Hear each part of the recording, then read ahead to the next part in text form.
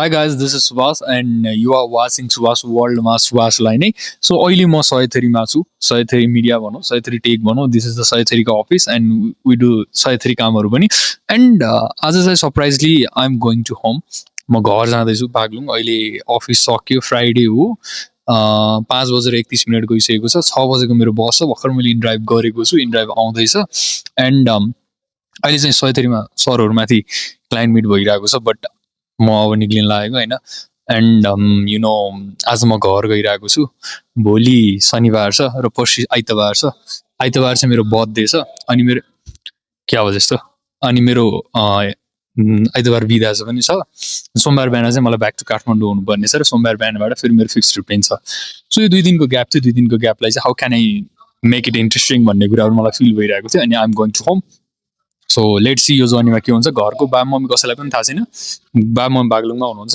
र दिदी पोखरामा हुनुहुन्छ दिदीलाई भर्खर मैले खबर गरेको छु भाइ बिरामी भएर सुत्छ दिदी आज घरमा त्यही भएर भाइ छिटै सुतेको खबर पुऱ्याइदिनु भन्ने कुरा गरेको छु and at the end I am going to Baglung so guys मेरो पर्सि बर्थडे सेलिब्रेट गर्न जान लागेको खासमा म सरी किनकि मेरो 7 वर्ष भइसक्यो घरबाट म काठमाडौँ बस्न थालिसके पछाडि कहिले पनि मेरो बर्थडेमा 75 सालमा म थिएँ तर 82 आइसक्दा पनि म बर्थडेमा सँगै छैन बाममसँग so let's make it happen see you guys म के हुन्छ म अपडेट गर्दै गर्छु सो हाई गाइज अहिले म बस पार्कमा छु धेरै साँझ बसमा चाहिँ म गइरहेको छु एन्ड भर्खर मम्मीको भिडियो कल आएको थियो ग्रुपमा कति आवाज मैले चाहिँ मम्मी टाउको दिइरहेको छु म गएँ जाने ल दिदी भन्छ बस है अरे म कोठातिर लाग्यो जस्तो कुरा गरेँ है अब चाहिँ साँझ बसिरहेको छ एन्ड यसले चाहिँ मलाई बागलुङ पुऱ्याउँछ म भोलि बिहान सिधै बागलुङ घर पुगेर मम्मीलाई गेटमा बोलाउँछु अनि थाहा हुन्छ के हुन्छ घरकोलाई चाहिँ भन्दिनँ अहिलेको लागि चाहिँ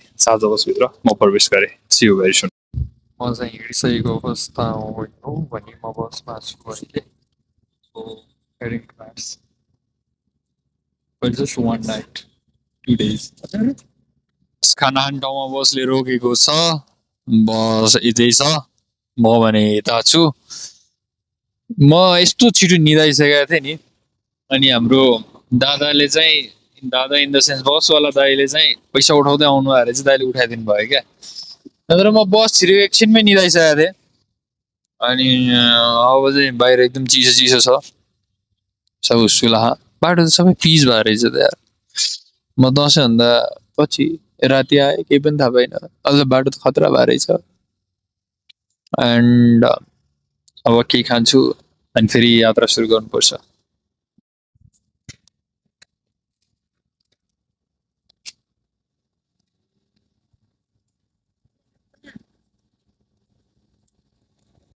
तापेर आगो लाग्यो अब फेरि बाटो चढिन्छ अब साँझ बस पुगिन्छ अब घर खाना खाने ठाउँमा रोकेको थियो तर मेरो काम चाहिँ आगो ताप्ने मात्र भयो इट्स टोइलेट ब्रेक रातिको झन्डै 1 बजिसकेको छ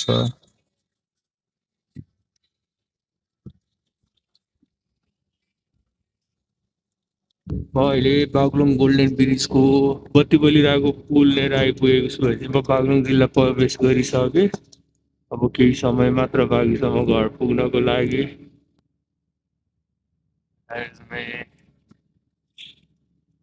अहिले बिहानको 4:59 तब्की 5 बजिसकेको छ सो म भर्खरै बसबाट झरेँ बट अगाडि चाहिँ बागलुङ महोत्सव चलिरहेको छ 8औं बागलुङ महोत्सव चाहिँ तलै चलिरहेको छ बट बजारभित्र चाहिँ म प्रवेश गरेको छु कामिरहेको छु यार म त जाडो त भयङ्कर भइरह बिहान बिहान अनि तपाईँहरूले देख्नुभयो होला नि सुन्नुभयो होला गीत बागलुङ बजारमा बाघको शालिका दिस इज द बागलुङ बजारमा भएको बाघको शालिका सानो हो बाघ त बाघै हो एनपिएलबाट यो भिडियोहरूबाट दिपेन्द्र सिंह ऐरीबाट चर्चित भएको यो यहाँहरू भन्दैछ बागलुङ बजारमा बाघको शालिका सो हामी अझ अगाडि जाँदैछौँ बाघको शालिकालाई हामी यहीँ छोडेर उताबाट गाडी आइरहेको छ म चाहिँ अहिले बागलुङ बजारको सियोधारा चोकमा आइसकेँ भने Here is Saputa Grand Store, मतलब कि हाम्रो पसल बन्द छ. So this is Shivdhara Chowk and मेरो घर चाहिँ अगाडिबाट जानुपर्छ. पसल भन्ने यही नै हो. So यो दुई घर बीचबाट चाहिँ मेरो घर देखिन्छ. घर अन्धकार छ बीचमा. कोही पनि हो अझै बत्ती बल्या छैन. म धेरै टाढाबाट त आएको होइन, जस्ट काठमाडौँबाट आएको हुँ. तर आई क्यान फिल कि त्यो विदेशबाट थाहा नदेखिन आउनेको मान्छेहरू होइन, किनकि अहिले म आफ्नै घरको अगाडि छु. अहिले त अन्धकार छ कि, तर कस्तो मजा हुन्छ होला त्यो सरप्राइज आउँदा पनि. आफ्नै घर आए, गेट खोल्ने मान्छेलाई थाहा छैन छोरा घर छ आएको छ भन्ने चाहिँ. अब चाहिँ म फोन गर्छु ल. फोन त गर्ने बाबालाई गर्ने कि मम्मीलाई गर्ने, कसलाई गर्ने? अन्त दुवैजना एकै ठाउँमा हुनुहुन्छ, गर्ने चाहिँ कसलाई? त्यसलाई पनि एकछिन. हेलोमा त फेरि उठ्ने बेला भएन. अनि के छ आजको प्लान? आजको प्लान के छ? कति बेला आएर सुत्नु भएको राति? त्यसो भए तल गेट खोल्न आउनुहोस् न त. त्यो जिस्काएको हो नि मैले कि बिहान बिहान उठेको फोन हाने जिस्काए. ल ल तल गेट खोल्न आउनुहोस् ल. आइछु.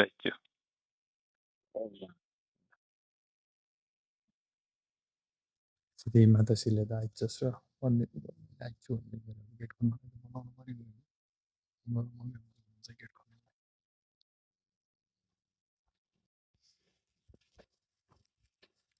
हाई मम, गुड मर्निङ.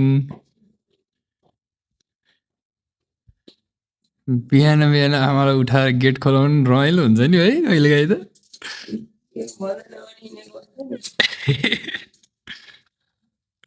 भन्दै भने आयो भने त मतलबै भएन नि.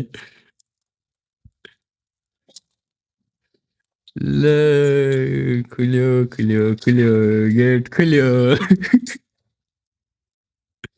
ल्या के छ? कहिले साथीसित आएको थिएँ र म.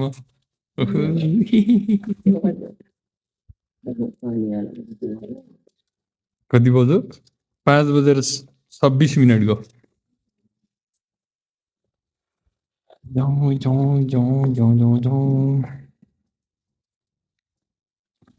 पानी पाल्ने हो.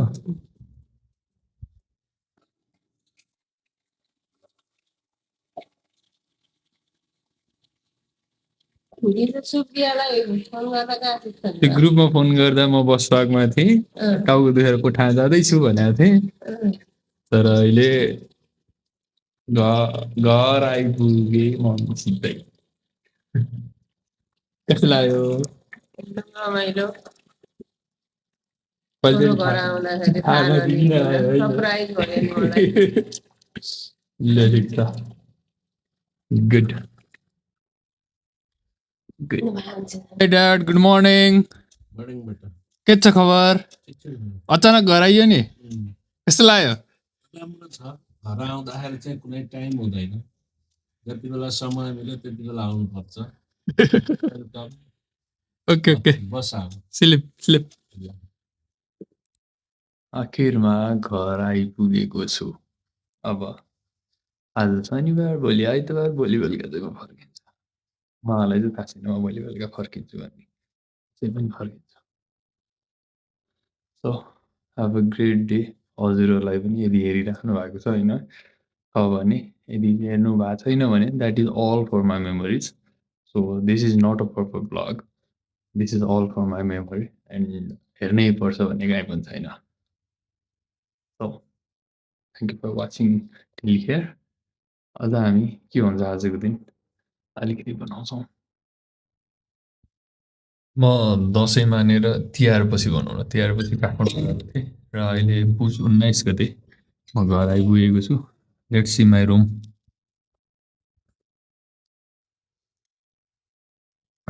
ओइ, अझ उज्यालो बोल्छ। या एमएल जस्तो छोरा जस्तै छ। डिस्ट्रिक्ट स्पोर्ट्स मिट टोकन यहाँ पठाइदिएको थिएँ, यहीँ छ। So all these tokensहरू मेरो कार्ड नथिङ हियर। मेरो कपडा फेर्ने रुम चाहिँ उतापट्टि, किन मेरो रुम चाहिँ उता हो। खासमा यो गेस्ट काइन्ड अफ थियो, यसलाई नै आफ्नो बनाइदियो मैले।